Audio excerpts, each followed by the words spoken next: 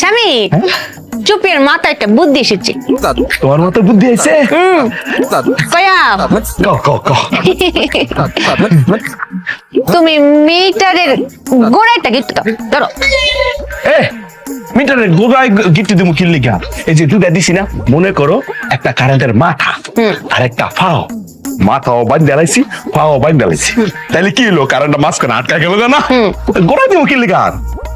এই জায়গায় তোমার সাথে আমার বুদ্ধি পার্থক্য স্বামী। হ্যাঁ? বলেছি না তোমার বুদ্ধি আমার থেকে একটু কম আছে। এই যে কারেন্ট, হ্যাঁ, এ তার দিয়ে কোথায় যায়? মিটারে। কেন যায়? ওই যে মিটার ঘুরে বিল ওঠে।